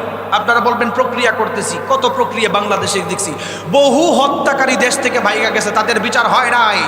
বিশেষ করে তাকায় দেখেন, আল্লামা দেলোয়ার হোসেন সাঈদীকে ইনজেকশন পুশ করে হত্যা করে চলে গেছেন, তার পর্যন্ত বিচার হয় নাই। ঠিক কিনা বলেন? খোদার কসম করে বলি, শেখ মুজিবুর রহমানের বিচার যদি স্বাধীনতার 50 বছর পরে বাংলাদেশে হয়, ওসমান হাদিকে যারা হত্যা করেছে, আল্লামা দেলোয়ার হোসেন সাঈদীকে যারা হত্যা করেছে, একদিন না একদিন বাংলাদেশে বিচার হবে। ঠিক কিনা বলেন? বিচার হওয়ার দরকার আছে না নাই? বর্তমানে যেইভাবে বিচার ছাড়া দুনিয়া চলতেছে, বাংলাদেশের মধ্যে যেইভাবে ওপেন বিচার হয়, আজকে উসমান হাদিরে মারছেন, আপনারা বিচার করতেছেন না, কালকে এমনও সময় হতে পারে আপনার দলের বড় লিডারকে ওপেন হত্যা করবেন, বিচার নাই। কালকে এমনও হতে পারে তারেক রহমান সাহেব আসছেন, ওনার উপর আত্মঘাতিক হামলা হতে পারে, আপনি বিচার করবেন না। বিচার নাই নাই জিন্দিগি যখন চালু হবে, অটোমেটিক আল্লাহ তাআলা গজব দিয়ে দেশকে ডাবাবে। ঠিক কিনা বলেন? বিচার করার দরকার আছে না নাই? বিচার যদি এখন শুরু না করেন, কোন হত্যাকারীরা কাকে কিভাবে হত্যা করতেছেন, কাকে কিভাবে হ্যারাসমেন্ট করতেছেন, তাদেরকে যদি ধরতে না পারেন, ভবিষ্যৎ বাংলাদেশ হুমকির মুখে আছে। ঠিক কিনা বলেন? আমার নবী কেমন ভাবে বিচার করেছিলেন, হাদিসটা ভালো করে শোনেন। আল্লাহর নবী বললেন, ইন্নামা যাল্লা মান কানা ক্বাবলাকুম, তোমাদের পূর্বের মানুষগুলি ধ্বংস হওয়ার কারণ হলো দুর্বল ফ্যামিলির মানুষরা যখন অন্যায় করতো তাদেরকে বিচার করতো, ধনী মানুষরা যখন অন্যায় করতো বিচার করতো না। ইহুদি খ্রিস্টানরা আমার নবীর নামে উল্টা পাল্টা লিখেছেন। আল্লাহর নবী সেদিন দাঁড়ানো অবস্থায় বললেন, ওয়াইমুল্লাহ, আল্লাহর কসম, লাউ আন্না ফাতিমাতা বিনতা মুহাম্মাদিন সাল্লাল্লাহু আলাইহি ওয়াসাল্লাম, আমি নবীর মেয়ে ফাতেমাও যদি সারাকাত লাকাতা মুহাম্মাদুন ইয়াদাহা, চুরি করতো, তোমরা আমার কাছে বিচারে নিয়ে আসতা, আল্লাহর কসম আমি নবী মুহাম্মদ সাল্লাল্লাহু আলাইহি ওয়াসাল্লাম বিনা দ্বিধায় আমি নবীর মেয়ে ফাতেমার হাতটাও কেটে দিতাম। জোরে বলেন সুবহানাল্লাহ। এজন্য বললাম, কোরআন পাওয়ার পরে যারা কোরআন মানেন নাই, নবী রাসূল পাওয়ার পরে যারা নবী রাসূলদেরকে মানে নাই, ওলামায়ে কেরামদেরকে পাওয়ার পর যারা ওলামায়ে কেরামদেরকে মানে নাই, আল্লাহ তাআলা ওই মানুষদেরকে দুনিয়া এবং আখিরাতের মধ্যে 3টা শাস্তি দিবেন। সবাই আমার সঙ্গে গলা ছেড়ে বলেন তো দেখি, ওই মানুষদেরকে আল্লাহ কয়টা শাস্তি দিবেন? আল্লাহ রাব্বুল আলামিন কোরআনুল কারীমের 20 নম্বর সূরা সূরাতুত তাহা এর 124 থেকে 26 নম্বর আয়াতে আল্লাহ জানানো, ওয়ামান আ'রাদা আন যিকরি ফাইন্না লাহু মাঈশাতান দানকা ওয়া নাহশুরুহু ইয়াওমাল কিয়ামাতি আ'মা ক্বালা রাব্বি লিমা হাশারতানি আ'মা ওয়া ক্বাদ কুনতু বাসীরা ক্বালা কাযালিকা আতাতকা আয়াতুনা ফানাসিতাহা ওয়া কাযালিকাল ইয়াউমা তুনসা। আল্লাহ এই আয়াতগুলির মধ্যে বললেন, যারা কোরআন মানে না তাদের দুনিয়ার মধ্যে শান্তি নাই। তাহলে বোঝা গেল যারা দুনিয়ার মধ্যে কোরআনের কথা বলতো, ওলামায়ে কেরামদের পক্ষে ছিল, কোরআনের কথা বলার কারণে উল্টাই দেখবেন কিছু কিছু জালেমের গোষ্ঠী আমাদেরকে জঙ্গিবাদ বলে গালি দেয়। এমন কুলাঙ্গার সমাজে আছে না নাই? যারা দিবস জামি যায় লরে যায় দিন কাহে মেরে তরে, তুমি তাদেরকেও জঙ্গি বলো, বাতিলের সুর ধরে। ফতোয়া দিয়ে উম্মার মাঝে বিভক্তি শুধু বাড়াও, নিজেকে ভাবো হক বাকিরা ভুলেই নীতিটা ছড়াও। তুমি ফাগুনের খেলা খেলতে জানো, ঘুরতে জানো না। প্রভুর রাহে প্রাণ বিলিয়ে দিতে জানো না। কেমন মুসলমান তুমি একটু বলো না, কেমন তোমার ঈমান একটু ভাবো না। তুমি মিসওয়াক করা ফজিলত জানো, কথা বলার আগে তুমি সালাম দেওয়া মানো। শুধু হক কথাটা উচ্চ স্বরে বলতে পারো না, অন্যায় দেখে বারোদ হয়ে জ্বলতে পারো না। শুধু হক কথাটা উচ্চ স্বরে বলতে পারো না, অন্যায় দেখে বারোদ হয়ে জ্বলতে পারো না। কেমন মুসলমান তুমি একটু বলো না, কেমন তোমার ঈমান একটু ভাবো না। তুমি যেই কালিমার দাওয়াত দিলে বুকে টেনে তোলে, দেখো সেই কালিমার দাওয়াত দিয়ে কত জন আজ জেলে। তুমি যেই কোরআনের ওয়াজ করলে হাদিয়া তোহফা মেলে, দেখো সেই কোরআনের ব্যাখ্যা লিখে কেউ ফাঁসিতে ঝোলে। তুমি দুনিয়ার মোহে জীবনের মায়া ছাড়তে পারো না, খোদার রজ্জু আঁকড়ে ধরে বাঁচতে জানো না। কেমন মুসলমান তুমি একটু বলো না, কেমন তোমার ঈমান একটু ভাবো না। ঠিক না বলেন? আল্লাহ বললেন এত কিছু পাওয়ার পর যারা দুনিয়ার মধ্যে কোরআন মানে নাই, ওই মানুষদেরকে আল্লাহ দুনিয়ার মধ্যে কখনো সুখ শান্তি দিবে না। মাঈশাতান দনকা এর দ্বিতীয় নাম্বার ব্যাখ্যায় মুফাসসিরিনে কেরাম জানানো, ওই মানুষটাকে যখন কবরে রাখা হবে আল্লাহ তাআলা সঙ্গে সঙ্গে কবরটাকে সংকীর্ণ করে ফেলবেন। যারা দুনিয়ার মধ্যে নবী রাসূল পাওয়ার পর নবী রাসূলদেরকে মানে নাই, ওলামায়ে কেরামদেরকে পাওয়ার পর যারা জঙ্গিবাদ বলে গালি দিয়েছিলেন, তাদেরকে রব্বুল আলামিন তৃতীয় নাম্বার শাস্তি দিবেন। কোরআনুল কারীমের সূরাতুত তাহা এর মধ্যে রব্বুল আলামিন জানালেন, ওয়া নাহশুরুহু ইয়াউমাল কিয়ামাতি আ'মা, ওই মানুষদেরকে আল্লাহ হাসরের ময়দানে অন্ধ অবস্থায় হাজির করবে। যেই মানুষরা কোরআন না জানার কারণে অন্ধ অবস্থায় হাজির হয়ে যাবে, অন্ধ অবস্থায় হাজির হওয়ার পর আবার আল্লাহকে বলবেন, ওগো আল্লাহ, দুনিয়ার মধ্যে আপনি আমাদেরকে চোখ দেওয়ার পরে কেন আপনি আমাদেরকে অন্ধ অবস্থায় তুললেন? চলার জন্য আপনি আমাদেরকে ব্রেইনের মধ্যে 86 বিলিয়ন নিউরন দিয়েছেন, চলার জন্য আপনি আমাদেরকে স্পাইনাল কর্ড দিয়েছেন, চলার জন্য চলা সহজ করার জন্য আপনি আমাদেরকে স্কেলিটন বডি স্ট্রাকচার সুন্দর কঙ্কাল দিয়েছেন, কেন আপনি আমাদেরকে অন্ধ অবস্থায় তুললেন? সেই মানুষগুলি আমার আল্লাহর সামনে সেদিন দাঁড়ায় বেয়াদবি করবেন। কিছু কিছু মানুষ কোরআন না শিকার কারণে আল্লাহ অন্ধ অবস্থায় তুলবেন। কার কথা? আরো জোরে নাকি আমি চট্টগ্রাম থেকে বানায় বলছি? আল্লাহ বলেন, ওয়া নাহশুরুহু ইয়াউমাল কিয়ামাতি আ'মা, হাসরের মধ্যে অন্ধ অবস্থায় তুলবে। অন্ধ অবস্থায় তোলার পর কিছু কিছু মানুষের কিছু কিছু পাবলিক আল্লাহকে বলবেন, আল্লাহ, তাফসীর প্রোগ্রামে আসছি, কেন আপনি আমাদেরকে অন্ধ অবস্থায় তুললেন? আপনি দুনিয়াতে আসার পর দুনিয়ার নেয়ামত সম্পর্কে আপনার ধারণা নাই, আপনি কিভাবে শুকরিয়া আদায় করবেন?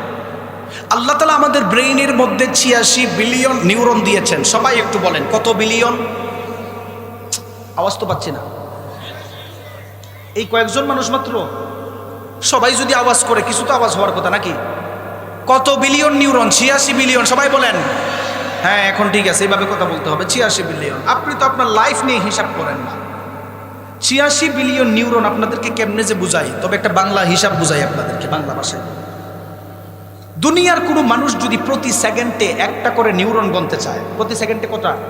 একটা। তাহলে সবাই বলেন 1 2 3 4 5 6 7 8 9 10 সেকেন্ড গেল কি গেল না? যাইটাই ধরে নিলাম 10 সেকেন্ড গেছে।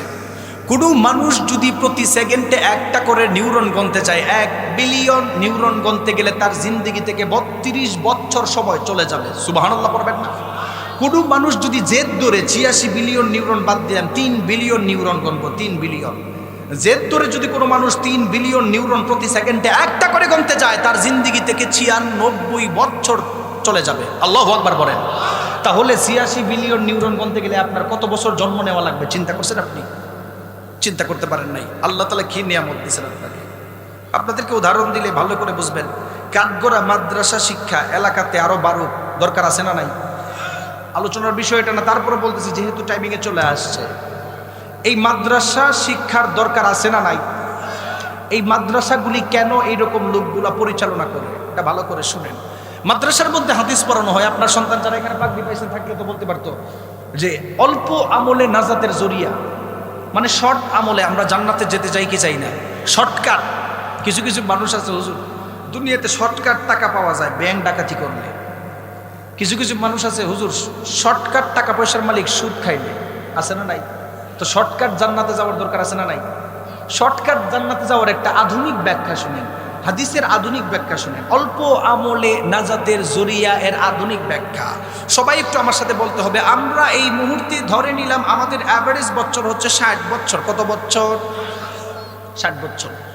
কোনো মানুষ যদি দুলনা থেকে মৃত্যু পর্যন্ত 60 বছর জিন্দেগি পায়, হিসাবটা মনে রাখেন। এই হিসাব আপনার লাইফকে চেঞ্জ করার জন্য যথেষ্ট। ওয়াজ সারাদিন করে কি করবেন? এখানে 29 কততম 11তম ওয়াজ, 11 বছর যাবত না, স্বাধীনতার পর থেকে ওয়াজ হচ্ছে না এই এলাকায়। স্বাধীনতার পর থেকে ওয়াজ হওয়ার পরে এই এলাকার সমস্ত সুদকুর পাকিস্তান চলে গেছিল। হ্যাঁ, স্বাধীনতার পর থেকে এখানে ওয়াজ করার পরে এলাকার ঘুষখোর মনে হয় সব ইন্ডিয়া চলে গেছে। স্বাধীনতার পর থেকে ওয়াজ করার মাধ্যমে মনে হয় এই এলাকার যত পরকিয়া করে টেন্ডারবাজি করে তারা মনে হয় ইংল্যান্ডে চলে গেছে। কি বলে? তাহলে বোঝা গেল ওয়াজ মাহফিল করে এলাকার সবকিছুর সমাধান করা সম্ভব না। কিন্তু এলাকার মধ্যে রাহাজারি টেন্ডারবাজি চোরে বাটপারি পরকিয়া যদি বন্ধ করতে চান, খোদার কসম করে বলি আল্লাহর কোরআনকে পার্লামেন্টে নিলে সবকিছু অটোমেটিক বন্ধ হবে। ঠিক কিনা বল? কোরআন পার্লামেন্টে যাক, এটা আমরাও চাই। শুনেন, এটা বলা উদ্দেশ্য না। দুলনা থেকে মৃত্যু পর্যন্ত কোনো মানুষ যদি 60 বছর জিন্দেগি পায়, 60 বছর জিন্দেগির মধ্যে কোনো মানুষ যদি একটা কাজ 1 ঘন্টা কন্টিনিউ 60 বছর করে, 60 বছর, তাহলে তার জিন্দেগি থেকে প্রত্যেক দিন 1 ঘন্টা করে কাজ করার জন্য 2.5 বছর চলে যায়। কত বছর? 2.5 বছর। এখানে বিভাগীয় প্রধান, উনি স্বাস্থ্য বিভাগের, উনি ভালো বোঝেন। ওনাকে জিজ্ঞেস করেন একটা মানুষ সুস্থ থাকতে গেলে ন্যূনতম কত ঘন্টা ঘুমানোর দরকার স্যার? হ্যাঁ, আচ্ছা 6 থেকে 7 ঘন্টা, 8 ঘন্টা ধরে নিলাম, আমরা তো অলস জাতি, 10 ঘন্টা ঘুমাই। ওই যে রেফারেন্স রাখলাম স্যারকে। আবার বলবেন হুজুর মনে হয় চট্টগ্রাম থেকে, ঠিক আছে না, রেফারেন্স রাখলাম। আমি আসলে কথা বলতেছি, খারাপ লাগতেছে আপনাদের কাছে? আচ্ছা, ওনার রেফারেন্স অনুযায়ী 8 ঘন্টা। কত ঘন্টা? কোনো মানুষ দুলনা থেকে মৃত্যু পর্যন্ত 60 বছর জিন্দেগিতে যদি কন্টিনিউ আধুনিক মেডিকেল সায়েন্সের ভাষায় 8 ঘন্টা ঘুমানোর প্রয়োজন, দুলনা থেকে মৃত্যু পর্যন্ত 60 বছর যদি কন্টিনিউ 8 ঘন্টা একজন মানুষ রেগুলার ঘুমায়, তাহলে তার জিন্দেগি থেকে ঘুমের কারণে 20 বছর চলে গেল। কত বছর? কোনো মানুষ দুলনা থেকে মৃত্যু পর্যন্ত চলাফেরা করার জন্য কাজ করার প্রয়োজন। ছোটবেলা কেউ কাজ করে না, হিসাব মিলানোর জন্য বলতেছি। দুলনা থেকে মৃত্যু পর্যন্ত কেউ যদি পারিশ্রমিক কাজ 6 ঘন্টা প্রত্যেক দিন কন্টিনিউ করে, 6 ঘন্টা কাজ করার কারণে তার জিন্দেগি থেকে কাজের পিছনের 15 বছর নাই, 20 বছর ঘুমে চলে গেল, 15 বছর কাজে চলে গেল। কত বছর গেল? কোনো মানুষ দুলনা থেকে মৃত্যু পর্যন্ত 60 বছর জিন্দেগির মধ্যে যদি খাবার দাবার পিছনে ব্যয় করে 2 ঘন্টা, তাহলে 60 বছর জিন্দেগিতে প্রত্যেক দিন 2 ঘন্টা খাবারের পিছনে ব্যয় করার কারণে আরো 5 বছর নাই, 35 আর 5 কত? কোনো মানুষ দুলনা থেকে মৃত্যু পর্যন্ত 60 বছর জিন্দেগির মধ্যে যদি অজু ইস্তেঞ্জা গোসলের পিছনে 2 ঘন্টা ব্যয় করে, এই হিসাব অনুযায়ী বোঝা যায় আরো 5 বছর নাই। কত বছর গেল? 45 বছর। দুঃখজনক বিষয় হচ্ছে আমাদের বাঙালি জাতি এমন অলস জাতি, 1 কাপ চা খেতে গেলেই 3 ঘন্টা নাই। কথা মিলে কি মিলে না? আরেকটা নতুন সত্য বলি, আপনাদের এলাকায় আছে, মুরব্বী চাচারা রাগ করেন না, সারা বাংলাদেশের 4 স্টোরকে মুরব্বী চাচারা এখন হোয়াইট হাউস বানায় ফেলছে। White house. সন্ধ্যার পরে যে টিভি সারে, এশারের জামাত কিভাবে যায় খবর নাই, তাকায় আছে। সময় অতিবাহিত হয় কি হয় না? দুলনা থেকে মৃত্যু পর্যন্ত আধুনিক মেডিকেল সায়েন্সের ভাষা অনুযায়ী 8 ঘন্টা ঘুমালে 60 বছরে 20 বছর ঘুমে নাই, 6 বছর কাজ করলে 15 বছর কাজে নাই, 20 আর 15 35, 5 বছর খাবারে চলে গেল, 5 বছর অজু ইস্তেঞ্জায় চলে গেল, 5 বছর আপনি মানুষদের পিছনে গুতাগুতিতে আছেন চলে গেল। বোঝা গেল আপনার জিন্দেগির 60 বছর পুরাটাই বৃথা। ঠিক কিনা বলেন? এই বৃথা জিন্দেগিকেই কাজে লাগাতে গেলে আল্লাহর নবী বলেন, কোনো মানুষ যদি তার আদর্শ তার আদর্শ কোরআন এবং সুন্নাহকে করে 20 বছর যে ঘুমে চলে গেল, এটা ঘুমটা মুমিনের ঘুম ও ইবাদতে পরিণত হয়ে যায়। সুবহানাল্লাহ পড়েন। মুমিনের কাজও ইবাদতে পরিণত হয়ে যায়। আল্লাহু আকবার। মুমিনের কাজ, খাবার, কথা, বার্তা সবকিছু ইবাদতে পরিণত হয়। তাহলে এই মাদ্রাসার মধ্যে আল্লাহর নবীর আদর্শ কোরআন পড়ানো হয়, তাহলে বোঝা গেল সমাজ সংস্করণের জন্য মাদ্রাসা শিক্ষার দরকার আছে না নাই? আরো জোরে বলেন। আর একটা উদাহরণ দেই শুনেন। আমি প্রথমেই বলেছিলাম আমি 3টা থিসিস লিখছি এই পর্যন্ত, মাস্টার্স শেষ, 3টা নতুন লিখছি। বাহিরে পড়াশোনা করার জন্য কাগজ জমা দিব। তো আমাদের সিস্টেমটি একটু অন্যরকম। এর মধ্যে বিশেষ করে আল খালিক ওয়া ইলমুল কাউনিয়াত, স্রষ্টা ও সৃষ্টি তথ্যের উপর থিসিস লিখতে গিয়ে আরেকটা থিসিস তুলে ধরেছি। আপনাদের এলাকায় নামাজ পড়েন কি পড়েন না? নামাজ পড়েন। পাকিস্তানের একজন বিখ্যাত ডক্টর মাজেজ্জামান উসমানী, উনি ইউরোপের এক ইউনিভার্সিটির মধ্যে ফিজিওথেরাপির উপর শিক্ষা নেওয়ার জন্য গিয়েছিল। সেখানে ফিজিওথেরাপি শিক্ষা নিতে গিয়ে তিনি বড় বড় দুইজন ডক্টর, একজনের নাম হচ্ছে চার্লস ফকনার, আরেকজনের নাম স্মিথ অ্যান্ড্রেস, ওনাদের কাছে গেছেন ফিজিওথেরাপি শিক্ষা নেওয়ার জন্য। আমাদের কোমরের ব্যথা আছে না নাই? হাঁটুর ব্যথা আছে না নাই? পাকিস্তানের বিখ্যাত ডক্টর মাজেজ্জামান উসমানী বলেন, ইউরোপিয়ানরা, ইহুদি খ্রিস্টানরা এখনো পর্যন্ত তাদের এইরকম 17 থেকে 18 প্রকারের রোগ শেষ করার জন্য নামাজের ব্যায়াম শিক্ষা নেয়। সুবহানাল্লাহ পড়বেন না? এই যে আসেন উনি জিজ্ঞেস করেন নামাজের ব্যায়ামটা কত গুরুত্বপূর্ণ জিজ্ঞেস করেন। তাহলে এবার আসেন কোরআন থেকে বর্তমান আধুনিক মেডিকেল সায়েন্সের সমন্বয় করি। আল্লাহ তাআলা বলেন, ক্বাদ আফলাহাল মুমিনুন, successful indeed are the believers আল্লাযীনা হুম ফি সালাতিহিম খাশিউন। আল্লাহ তাআলা বলেন, যারা খুশু এবং খুদুর সাথে নামাজ পড়ে তাদেরকে জান্নাতের ফয়সালা করছেন কে? খুশুর মিনিং কি? খুশুর মিনিং হচ্ছে দিলের স্থিরতা, অন্তরের স্থিরতা, শারীরিক স্থিরতা নিয়ে নামাজ পড়া আল্লাহর সঙ্গে সম্পর্ক বাড়ে। মেডিকেল সায়েন্সের আলোকে যদি আয়াতের ব্যাখ্যায় যান, আধুনিক টেকনোলজির আলোকে যদি আয়াতের ব্যাখ্যায় যান, ওনাদেরকে জিজ্ঞেস করেন নামাজের ব্যায়াম, আল্লাহ তাআলা যে বলছেন খুশু, নামাজ পড়লে দুনিয়াতেও লাভ আখিরাতেও লাভ। দুনিয়ার লাভ বলি, কোনো মানুষ যদি 5 ওয়াক্ত নামাজ সঠিকভাবে পড়তে পারে, উঠা বসা হয় কি হয় না? প্রায় 13 থেকে 14 প্রকার রোগের ওষুধই লাগে না। সুবহানাল্লাহ পড়বেন না?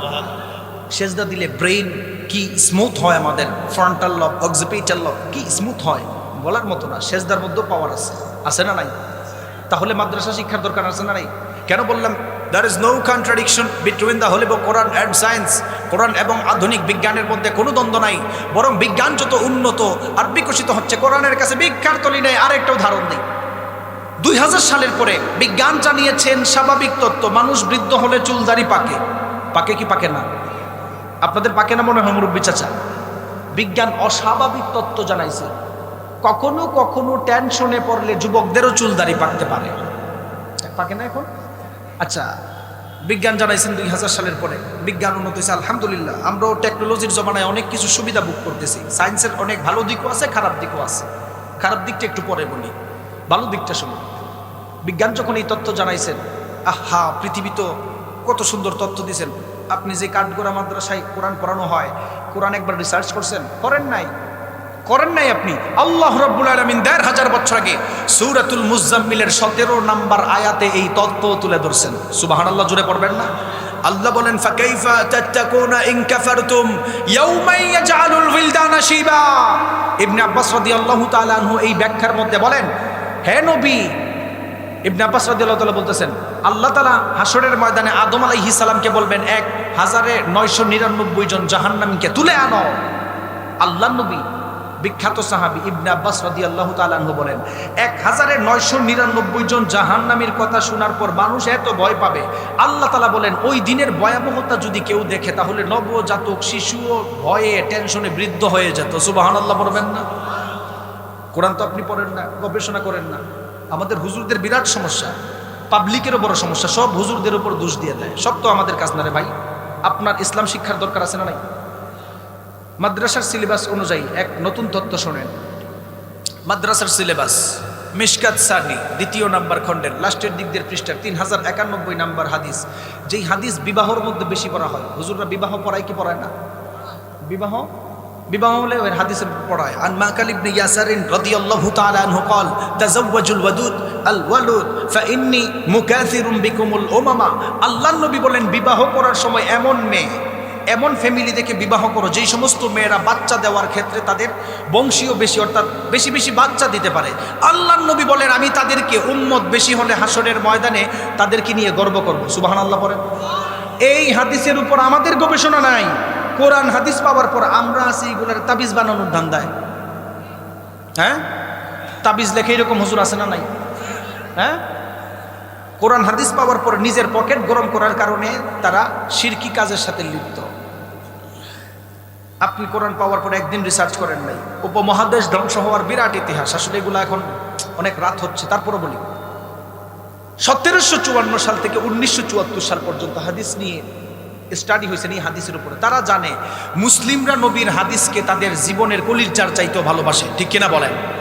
নবীর এই হাদিস অনুযায়ী যারা বেশি বেশি সন্তান জন্ম নিবে বা দিবে, তাদের নিয়ে আল্লাহর নবী হাসরের ময়দানে গর্ব করবে। কি করবে?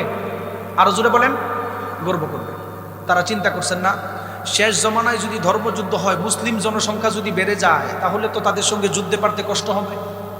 মিশরের এক কনফারেন্সের মধ্যে ইউনাইটেড স্টেট অফ আমেরিকার পররাষ্ট্রমন্ত্রী হেনরি কিসিঞ্জার প্রায় 200 পৃষ্ঠার থিসিস ওখানে উল্লেখ করছেন। মিয়া, আপনি হাদিস পাওয়ার পর চিন্তা করেন নাই? তারাই হাদিসের উপর গবেষণা করে বলছেন, শেষ জমানায় যদি ধর্মযুদ্ধ হয় বা মুসলমান ধর্মের সাথে যুদ্ধ হয়, তাহলে তো ইহুদি খ্রিস্টান সংখ্যার কারণে পারবে না, তাহলে তাদেরকে জন্ম নিয়ন্ত্রণের মাধ্যমে জনসংখ্যা কমায় দাও। কিসের মাধ্যমে? জন্ম নিয়ন্ত্রণ আছে না নাই? জন্ম নিয়ন্ত্রণ, রিজিকের ভয়ে জন্ম নিয়ন্ত্রণ করা টোটালি হারাম। আবার আমাদের সমাজে দাজ্জালীয় স্লোগান আছে, একটি হলে ভালো হয়, দুটির বেশি নয়। হ্যাঁ, পরিকল্পনা করে নেন, ভালো কথা। একটি হলে ভালো হয়, দুটির বেশি নয়, দাজ্জালীয় স্লোগান, এটা আমার ভাষায়। তো তারা চিন্তা করছেন, বিভিন্ন ধরনের প্রোডাক্ট চালু করে দিচ্ছেন। ইসরায়েলি বিভিন্ন ধরনের পণ্য আছে, এগুলা খাওয়ার পরে মেয়েদের রেহাম ছোট হয়ে যায়, বাচ্চা নেওয়ার কনসেপ্ট নেওয়ার খুব কষ্ট হয়ে যায়। যুবকরা বাচ্চা দেওয়ার ক্ষেত্রে স্পার্ম ড্রপ অনেক দুর্বল হয়ে যায়। কিন্তু আপনি জানলে অবাক হবেন, ইহুদি খ্রিস্টানরা মুসলিম জনসংখ্যা কমানোর পায় তারা করতেছেন। আল্লাহ তাআলা তাদেরকে আরো বেশি বড় সিস্টেমে ফেলাইছেন। দেখেন কিভাবে। 2 বছর আগের গবেষণা, ইউনাইটেড স্টেট অফ আমেরিকার বিখ্যাত গবেষণাগার পিও, তারা জানিয়েছেন এত পরিমাণ মানুষ কনভার্টেড মুসলিম হচ্ছে কোরআন হাদিস পড়ার কারণে, নবীর আদর্শ দেখার পরে। এটার ধারাবাহিকতা যদি 2050 থেকে 60 বছর যায়, তাহলে অটোমেটিকলি সংখ্যার দিক দিয়ে মুসলমানদের সংখ্যা বেশি হবে। সুবহানাল্লাহ পড়বেন না? এটা আমি হুজুরের কথা না, গবেষণাগার প্রিয় দাবি করছে এই কথা। কনভার্টেড মুসলিম, ইংল্যান্ডের মধ্যে স্ট্রিট দেওয়া হয়, রাস্তার মধ্যে দাঁড়ায় নবীর হাদিস বলে মানুষ মুসলমান হয়। আল্লাহু আকবার পড়বেন না? দাঁড়ায় সুন্দর করে কোরআনের একটা অলৌকিকতা, মৌজুজা যখন বলে, অটোমেটিক তারা ইসলামের ছায়া তলে চলে আসে। কিন্তু দুঃখজনক বিষয়, সেই কোরআন পাওয়ার পরে আপনি নামাজ পড়েন, আপনি রোজা রাখেন, হজ করেন, কিন্তু আপনি এলাকা থেকে জুলুম বন্ধ করতে পারেন নাই, ঠিক কিনা বলেন?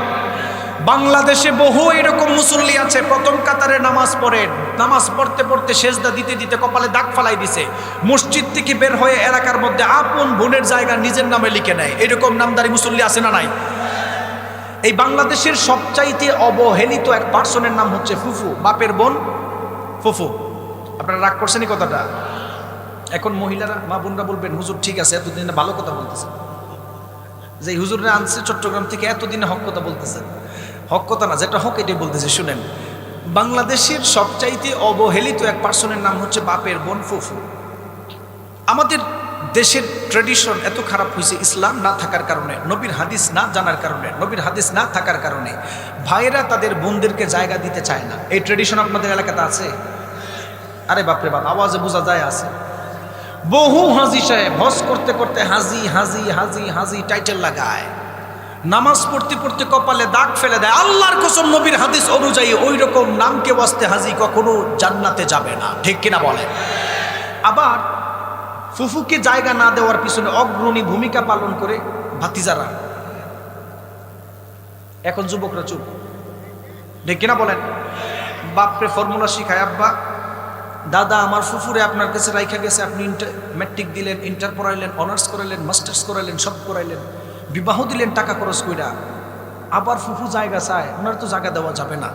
বাপরে তলে তলে বুদ্ধি দেয়। এইরকম কিছু কুলাঙ্গার বাতিজা আছে না নাই? হ্যাঁ আছে। ভালো করে শুনেন, বাতিজা যারা আছে, মা বোন যারা আছেন, ওনারা তো আপনারা খুশি, ঠিক আছে বুঝতেছি, এই ক্যান্সার সারা বাংলাদেশই আছে। আপন বোনের জায়গা দেয় না, ছোট ভাইটা একটু দুর্বল হলেই বড় ভাই জায়গা দিতে চায় না। বিশ্বনবী সাল্লাল্লাহু আলাইহি ওয়াসাল্লাম বললেন, আতাদরুনা মানিল মুফলিস? ও সাহাবায়ে কেরাম, উম্মতের মধ্যে সবচাইতে গরিব কারা তোমরা আমাকে জানায়া দাও। আপনাদের এলাকায় যেই সমস্ত হাজী সাহেব কুলাঙ্গার টাইপের হাজী সাহেব আছে, দেখবেন তারা আপন নামে লিখে নেয়, ক্ষমতা থাকার পর আপন ছোট ভাইয়ের জায়গা নিজের নামে লিখে দেয়। আল্লাহর নবী বললেন, আতাদরুনা মানিল মুফলিস? ও সাহাবায়ে কেরাম, উম্মতের মধ্যে সবচাইতে গরিব কারা? এক সাহাবী আমার নবীকে বলল, আল মুফলিসু ফিনা মাল্লা দিরহাম লাহু ওয়ালা মাতা। ও গো আল্লাহর নবী, যাদের দুনিয়ার মধ্যে টাকা নাই, পয়সা নাই, যারা হলো গরিব তারাই হলো গরিব, যাদের দিরহাম নাই। আল্লাহর নবী বললেন, তোমাদের জবাব হয় নাই। বিশ্ব নবী বললেন, ইন্নাল মুফলিসা মিন উম্মতি মাইয়াতি ইয়াউমাল কিয়ামাতি বিসালাতিন ওয়া যাকাতিন ওয়া সিয়ামিন। দুনিয়ার মধ্যে এমন কিছু উম্মত থাকবে, নামাজ পড়ার পরেও জাহান্নামে যাবে, রোজা রাখার পরেও জাহান্নামে যাবে, হজ করার পরেও জাহান্নামে যাবে। সাহাবায়ে কেরাম আমার নবীকে বলল, ইয়া রাসূলুল্লাহ, নামাজ পড়লে তো জান্নাত দিবেন, ওয়াদা দিয়েছেন কে?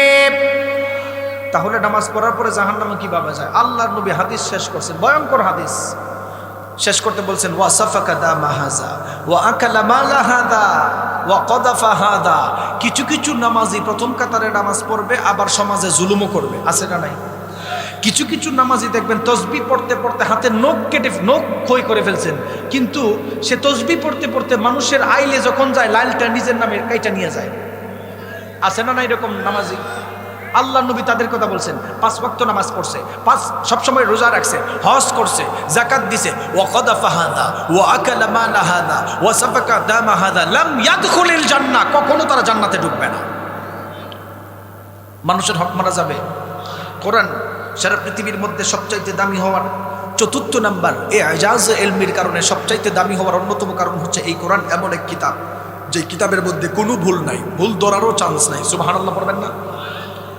সংক্ষেপে একটা তথ্য দিয়ে আলোচনা শেষ করব, অনেক রাত হচ্ছে।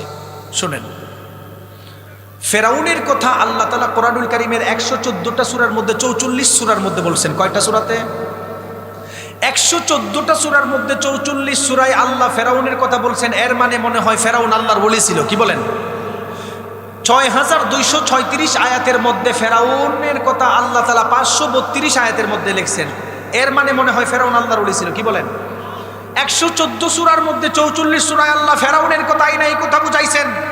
6236 আয়াতের মধ্যে 6236 আয়াতের মধ্যে 532 আয়াতের মধ্যে ফেরাউনের কথা আল্লাহ এটাই বুঝাইছেন, দুনিয়াতে যদি কেউ আবার ফেরাউনের মতো রাজনীতি করতে চায়, আল্লাহ ফেরাউনের মতো তারে ধ্বংস করবে। ঠিক কিনা বলেন? এই তত্ত্ব যখন আসছে, ফেরাউনের লাশ 3116 বছর পর দুনিয়ার মানুষ খুঁজে পাইছে। কত হাজার বছর পর? 3116 বছর পর। 3116 বছর পর ফেরাউনের লাশ খুঁজে পাওয়ার পর ওই জমানার ফ্রান্সের বিখ্যাত surgeon professor doctor Morris Bucaille, উনি ফেরাউনের তথ্য প্রত্নতাত্ত্বিকভাবে উনি ফেরাউনের গবেষণা করছেন। ফেরাউন কি পানিতে পড়ে মারা গেছে? এত বছর আগের ইতিহাস কোরআনে কিভাবে আসলো? সে বলছে কোরআনে ভুল আছে। নাউজুবিল্লাহ পড়বেন না? ফ্রান্সের professor doctor Morris Bucaille English ভাষায়, ফ্রান্সিস ভাষায় কোরআন ট্রান্সলেট করছে। কোরআনের মধ্যে কোনো ভুল নাই। আরবি ভাষায় কোরআন ট্রান্সলেট করে দেখেন, সেখানের মধ্যে তিনি এমনভাবে গবেষণা করছেন, কোরআনে ভুল ধরবে দূরের কথা। ফ্রান্সের প্রখ্যাত যেই সার্জন ছিলেন প্রফেসর ডক্টর মরিস বুকাইলি, সে তার নিজের জিন্দিগির ভুল পেয়ে ইসলামের ছায়া তলে চলে এসেছেন। সুবহানাল্লাহ বলেন। এরকম কয়টা উদাহরণ আপনাদেরকে দিব? কয়টা উদাহরণ আপনাদেরকে দিব? শোনেন। যে কিছু বলবেন? আচ্ছা ঠিক আছে, ঠিক আছে, সমস্যা নেই। তো এরকম কয়টা উদাহরণ দিব? এই মাদ্রাসা শিক্ষার দরকার আছে না নাই? আরো জোরে বলেন। আমার কথা কি আপনাদের কাছে খারাপ লাগছে নাকি? শোনেন, আমাদের সমাজের মানুষ কোরআন শিক্ষা দিতে চায় না। আল্লাহ তাআলা বলেন, ওই মানুষদেরকে হাসরের ময়দানে শুধু অন্ধ অবস্থায় তুলবে না, বরং মানুষদেরকে প্রতিনিয়ত লাঞ্ছিত করা হবে। প্রতিনিয়ত লাঞ্ছিত করা হবে। এজন্য আমরা দুনিয়ার মধ্যে থাকা অবস্থায় এখানে থাকা অবস্থায় যাদের আমাদের সামর্থ্য আছে আমরা সবসময় কোরআনের সঙ্গে থাকবো কি থাকবো না? মাদ্রাসার সঙ্গে থাকবো কি থাকবো না? আল্লাহর নবী বলেন ইকরাউল কুরআনা ফাইন্নাহু ইয়াতি ইয়াউমাল কিয়ামাতি শাফিআন লিআসহাবিহি, যারা কোরআন পড়তো তাদের জন্য কোরআন শাফাআত করবেন। আল্লাহর নবী বলেন যারা কোরআনের সঙ্গে থাকতো তাদেরকে আল্লাহর পরিবার বলা হয়। যারা আল্লাহর পরিবারে পরিগণিত হয়ে যায় তাদের কোনো চিন্তা নাই, আল্লাহ তাআলা তাদেরকে দুনিয়া এবং আখিরাতের ফয়সালা দান করেন। সুবহানাল্লাহ বলেন। এই জন্য আমরা কে কে আল্লাহর পরিবারে ঢুকতে চাই একটু হাত তুলেন তো দেখি। আমরা সবাই আল্লাহর পরিবারে অন্তর্ভুক্ত হতে চাই? হ্যাঁ, আচ্ছা চাইলে শুনেন, এই মাদ্রাসা এখানে থাকুক আমরা চাই কি চাই না? এই মাদ্রাসা চলুক চাই কি চাই না? এই যে আজকে 6 জন হাফেজ পাগড়ি পাইছেন, শোনেন আমি বুকে হলফ করে বলতে পারি আপনাদের এই এলাকায় গজব আসে না এই ছোট ছোট শিশুদের কোরআন তেলাওয়াতের কারণে। আল্লাহর নবী বলেন ফালিয়ারতাকিবুহু ইনদা যালিকা রিহান হামারা, যখন সমাজে কোরআন শিক্ষার বিরোধিতা করবে তখন আল্লাহ তাআলা অগ্নিবায়ু চালু করবেন। আমেরিকার লস অ্যাঞ্জেলস আল্লাহ আগুনে জ্বালাইছেন। খসফান আও মাসখান, মানুষদের চেহারা বিকৃত হবে যখন কোরআন শিক্ষার বিরোধিতা করবে। আপনি বলবেন হুজুর মানুষের চেহারা বিকৃত কিভাবে হয়? রাশিয়ান বড় বড় 2 জন পপ তারকা সাথে আমেরিকান পপ তারকার দিকের ইতিহাস তাকান, $10 লাখ ইউজ করে মানুষ এখন তার চেহারারে কুকুরের চেহারা বানায়। আছে না এরকম? মানুষ থাকতে চায় না। এই জন্য এলাকাতে গজব আসে না। আপনি ঘুম থেকে উঠতে না পারলেও আপনাদের ছোট ছোট সন্তানরা দেখবেন সকাল 6টার আগে ফজরের সময় তারা সূরাতুল ইয়াসিন পড়ে, ঠিক কিনা বলেন? মাগরিবের পরে তারা সূরাতুল ওয়াকিয়া পড়ে। অথচ আপনি আপনার সন্তানদেরকে একবারও চিন্তা করেন না মাদ্রাসায় দেওয়ার দরকার। শোনেন, এই মাদ্রাসা টিকে থাকুক, মাদ্রাসার অনেক জিনিসের দরকার, মাদ্রাসার মধ্যে অনেক কিছু দরকার। মাদ্রাসার সঙ্গে আমরা থাকবো, আল্লাহর পরিবারে চাই। এই মাদ্রাসার জন্য কে কিভাবে দান করতে চান? মাদ্রাসার মধ্যে কে আছেন এরকম 5,000 টাকা করে দান করবেন মাদ্রাসার উন্নতির জন্য? আছেন কেউ? বা কেউ আছেন মাদ্রাসার মধ্যে কিভাবে দান করবেন? মাদ্রাসার 5,000 2,000 1,000 এরকম দান করেনেওয়ালা কেউ আছেন? হ্যাঁ, কালেকশন কত? 500 টাকা।